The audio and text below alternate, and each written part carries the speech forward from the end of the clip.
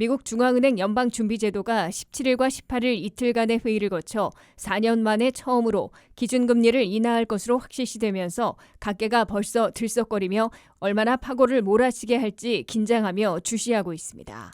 첫째, 연준은 18일 첫 기준금리 인하를 0.25%포인트 내리는 스몰컷으로 시작할지 아니면 0.5%포인트 인하하는 빅컷으로 출발할지 반반으로 엇갈리고 있으나 올해의 끝은 아닐 것으로 확실해지고 있습니다.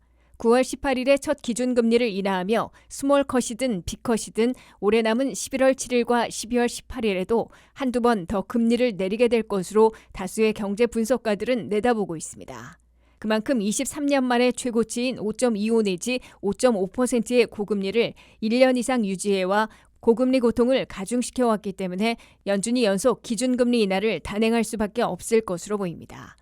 그러면 올해 말에는 기준금리가 4.5% 안팎으로 현재보다 약 1%포인트는 낮아질 것으로 예상되고 있습니다. 둘째, 미국민들이 가장 빠르게 빚을 늘리고 있는 신용카드 관리에도 큰 변화가 생길 것으로 보입니다. 신용카드 APR 이자율은 기준금리가 내렸다고 자동으로 인하되지는 않지만 신용카드 업계의 경쟁이 치열해지면서 카드 소지자들의 옵션이 넓어질 것으로 예고되고 있습니다. 현재 신용카드의 평균 APR은 21.51%로 팬데믹 직전의 15%보다 급등해 있습니다. 기준금리 인하 시대에 맞춰 신용카드사들이 새 카드 개설을 중심으로 경쟁적으로 낮추려 할 것으로 보이고 기존 고객들은 카드사들이 오퍼해오는 0% 밸런스 트랜스퍼를 더 많이 활용할 수 있어 이자 부담을 덜 수 있게 됩니다. 셋째, 자동차 할부 이자율도 자동적으로 내려가지는 않겠지만 금리 인하 시대에 맞춰 자동차 회사들의 이자율을 낮추기 경쟁이 벌어져 상당한 혜택을 보게 될 것으로 보입니다.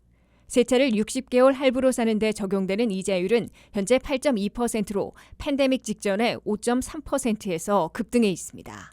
미국민들의 크레딧카드 연체율은 2분기 말 현재 9.05%로 1년 만에 1%포인트나 급등했고 자동차 할부금 연체율은 8%에 육박해 있습니다. 넷째, 주택모기지 이자율은 벌써 하락세로 돌아섰고 앞으로도 계속 내려갈 것이므로 주택시장의 해빙까지 불러올 것으로 기대되고 있습니다. 기준금리 인하가 확실해지자 이에 직접 연동돼 있지 않은 주택모기지 이자율은 30년 고정의 경우 현재 6.29%까지 내려갔습니다. 2023년 피크 시 7.8%까지 급등했던 30년 고정모기지 이자율이 현재 6.3%로 내려갔기 때문에 40만 달러를 재융자 받으면 한 달에 모기지 상환금으로 400달러씩 줄일 수 있을 것으로 계산되고 있습니다. 7월 초에는 7%대였는데 매주 연속 내려가 두 달 만에 6.3%까지 하락할 것이고 앞으로도 계속 내릴 것으로 예상되고 있습니다.